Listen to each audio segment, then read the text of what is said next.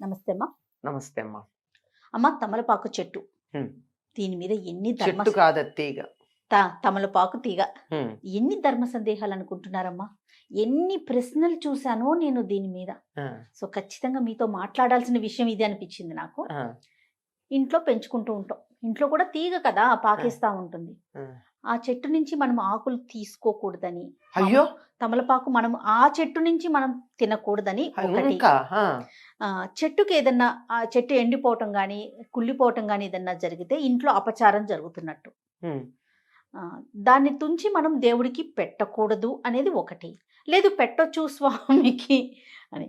ఆ ఆకులను తీసుకెళ్ళి మనం అభిషేకానికి, ఆంజనేయ స్వామికి సాధారణంగా మనం తమలపాకుతో మాల వేస్తూ ఉంటాం. దీనికి వాడొచ్చా? ప్రశ్నలు ఇప్పుడు గుర్తు రావట్లేదు నాకైతే. యాక్చువల్గా మళ్ళీ వస్తూనే ఉంటాయి. మళ్ళీ వస్తూనే ఉంటాయి. ఇంట్లో బాగా పెరిగితే వాళ్ళ ఇంట్లో లక్ష్మి బాగా స్థిరంగా ఉన్నట్టు. తమలపాకు తీగ అందరిళ్ళలో రాదని, వస్తే వాళ్ళ ఇంట్లో బాగా అష్టైశ్వర్యాలు ఉంటాయి. లేకపోతే అదేదన్నా అయితే మొత్తం పోతాయి. ఇన్ని అనుమానాలమ్మా. అమ్మా ఒక్కటి చెప్తాను. చెప్పండి. ఇప్పుడు మనం తమలపాకు తీగ అని పెంచుకునేది ఏదైతే ఉందో అది ఒకప్పటి తమలపాకు తీగ కాదు. ఆహా, అదేంటమ్మా?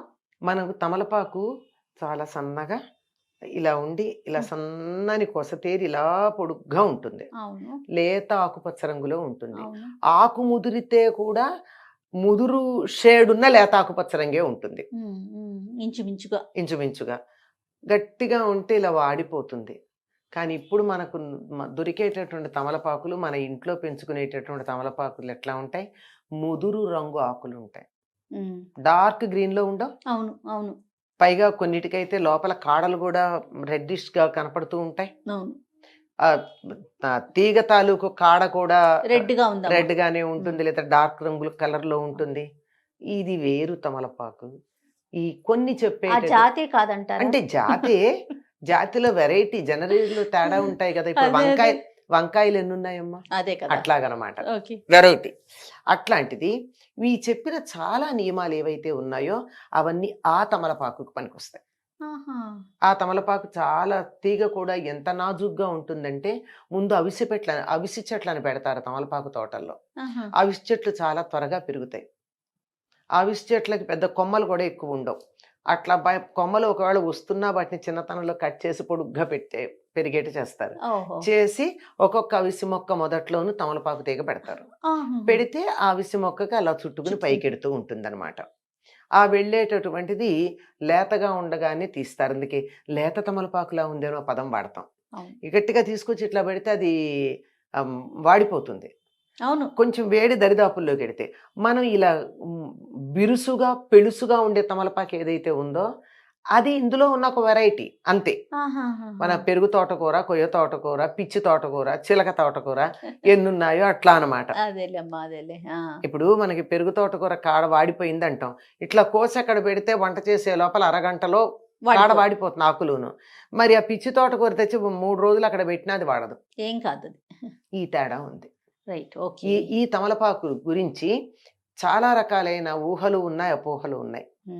ఒకటి, తమలపాకు ఎవరు పడితే వాళ్ళు సమీపిస్తే చెట్టు చచ్చిపోతుంది, అందులో అనుమానం ఏం లేదు. అంటే పీరియడ్స్ ఉన్నటువంటి ఆడవాళ్ళు దగ్గరికి వెళ్ళినట్టయితే చెట్టు వాడిపోతుంది.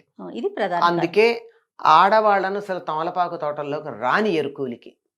ఎందుకంటే చెప్పకుండా వచ్చేస్తారుగా కొంతమంది. అందుకని అసలు ఆడవాళ్ళకి తమలపాకు తోటల్లో అనుమతి లేదు.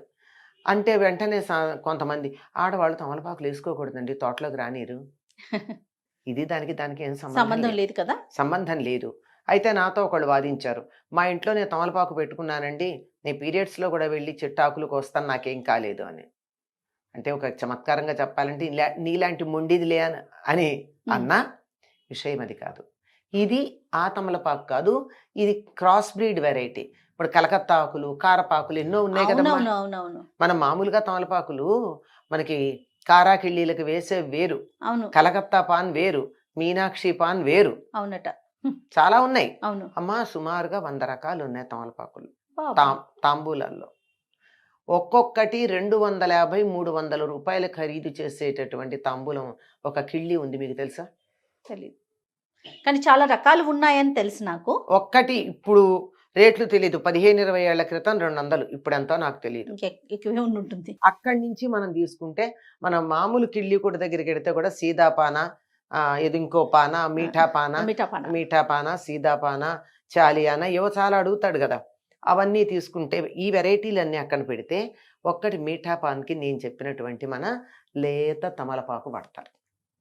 ఈ కారాకిళ్ళీలు, మీనాక్షి ఇలాంటివి ఉన్నాయే, వీటన్నింటికి కలకత్తా పాన్. ఈ కలకత్తా పాన్కి పాన్ బనారసి వాలా పాట కూడా ఉంది కదా. మొన్న మోడీ గారు కూడా ప్రస్తావించారు కాశీ గురించి. పుష్కరాలకు వెళ్ళినప్పుడు తెలుగు వాళ్ళను ఉద్దేశించి మోడీ గారు మాట్లాడారు. ఆ సభలో ఉండేటటువంటి భాగ్యం నాకు కూడా లభించింది. అదే సభలో నేనున్నాను. ఆయన అక్కడ ప్రస్తావించిన వాటిల్లో ఇక్కడ బనారసి పాన్ చాలా ప్రసిద్ధి, మీరంతా తినండి అని కూడా చెప్పారు ఆయన. అలా అంటే తెలుగు వారి ప్రసిద్ధమైన విషయాలు చెప్తూ బెనారస్ లో ఏముంటాయో చెప్పిన వాటిల్లో ఇది చెప్పారు. అటువంటి వాటిల్లో కొన్ని వాడేటటువంటి ఆకులు తేడా ఉన్నాయే, వీటికి నాజూకుతనం ఉండదు. అట్లాంటి చెట్లకి ఏమీ కాదు. ఇప్పుడు మీరన్నటువంటి ఏమీ కాని వాటి సంగతి పెట్టి, మీరన్న ఈ నాజూకైనటువంటి సున్నితమైన తమలపాకు ఉన్నా అది ఇటువంటి ఇబ్బందిలో ఉన్నటువంటి వాళ్ళు, మైల సోకిన వాళ్ళు, ఎవరైనా చావుకెళ్ళొచ్చి బట్టలు మార్చుకోకుండా చెట్టు దగ్గరికి వచ్చినా అవి వాడిపోతాయి అంతే. అందువల్ల వాటి దగ్గరికి వెళ్లకుండా కొంచెం జాగ్రత్తగా ఉండడమే తప్ప ఆ చెట్టు ఏమీ కాదు.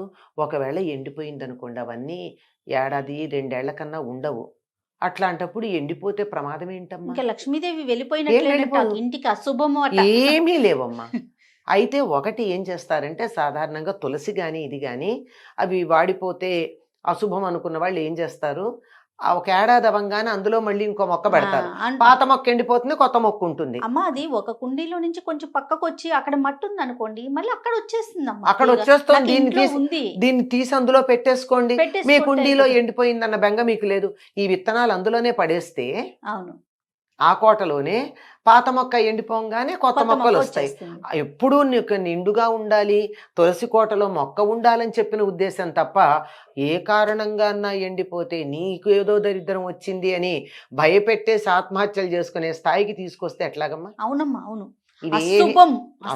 అసలు ఎంత పెద్ద పదం కదమ్మా అది. అశుభం అంటే చాలా తప్పు. తులసమ్మ ఎండిపోయినా కొండెక్కినా అనుకుంటాం మనం, నిద్రపోయిందంటాం. నిద్రపోయినా లేకపోతే తమలపాకు తీగ ఎండిపోయినా ఏమి అశుభం లేదమ్మా. వినేస్తారు. తర్వాత మనం పెరట్లో వేసుకున్నటువంటి ఆకు ఉందనుకోండి, మీరు ఇందాక అడిగిన ప్రశ్నల్లో హాయిగా రోజు ఒకటి తెచ్చి దేవుడికి పెట్టుకోవచ్చు. 3 ఆకులు తెచ్చి పెట్టుకోవచ్చు. దేవుడికి పెట్టాక ప్రసాదం మనం తినచ్చు, స్వీకరించవచ్చు, హాయిగా స్వీకరించవచ్చు. ఇంటికి వచ్చిన వాళ్ళకి పెట్టచ్చు. లేదు తీగ ఎక్కువగా ఉంది, 10 మందికి తాంబూలాలు ఇచ్చుకోండి, ఏం పర్వాలా.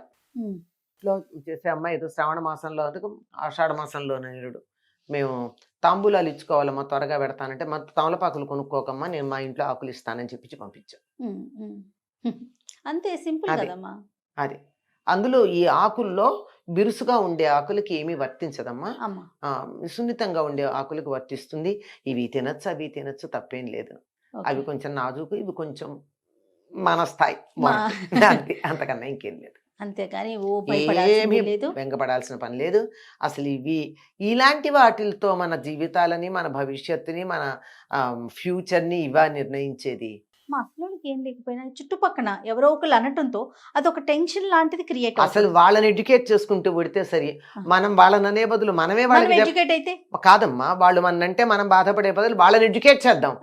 అంతే చేసుకోండి. వాళ్ళ మాట మనం ఎందుకు వినాలి, మన మాట వాళ్ళు అంటే సత్యమైనప్పుడు. అంతే మన దగ్గర మనం స్వామి ముందు పెట్టకపోయినా కూడా మనం తీసుకొని తినొచ్చు, తప్పేం లేదు. ఇంట్లో ఉన్న తమలపాకుని మనం స్వీకరించవచ్చు. సాధారణంగా మనం తులసి చెట్టుకి పూజ చేసే చెట్టుని తీసుకోము, పక్కన ఇంకొక చెట్టు పెట్టుకొని తింటూ ఉంటాం కదా. తినడం కాదమ్మా, దేవుడికి పెట్టడానికి కూడా పూజ చేసే చెట్టు నుంచి తీయం, పక్కన ఉన్నటువంటి దాంట్లో నుంచి తీస్తాం. దానికి పూజ చేస్తూ దాని నుంచి ఎందుకు తీస్తాం? అదే అంచేత ఎప్పుడైతే తీసి అక్కడ దేవుడి దగ్గర పెడతామో, అయిన తర్వాత రేపు పొద్దున బయట పడేయకుండా దాన్ని నోట్లో వేసుకుంటాం, అది మంచిది. కానీ అత్యవసరమై రెండో చెట్టు లేదు, ఇంట్లో పసిపిల్లలు ఉన్నారు, ఆ పసిపిల్లలకి దగ్గొచ్చింది, బయటికి వెళ్ళే వీలు లేదు, వానగా ఉంది, ఇప్పుడు నేను ఆ నియమం పాటిస్తానని కూర్చుంటే పిల్ల అనారోగ్యం ముఖ్యమా? తులసికి దండం పెట్టమ్మా, నిన్ను నేను దేవతా స్వరూపంగా భావించి నీ అనుగ్రహంగా ఒక ఆకు తీసుకుని నా బిడ్డకి నేను రసం ఇస్తాను, నమస్కారం చేసి కోసుకుంటే తప్పేం లేదు, ఆవిడ అంతే అనుగ్రహిస్తుంది. అంతే. ప్రతి దానికి ఇంత కాంప్లికేట్ చేసేసుకోకూడదు కాంప్లికేట్ కదమ్మా. Life is very simple and happy అమ్మా. అంతే అంతే. We are complicating it. Yes exactly. నమస్తే అమ్మా. నమస్తే అమ్మా.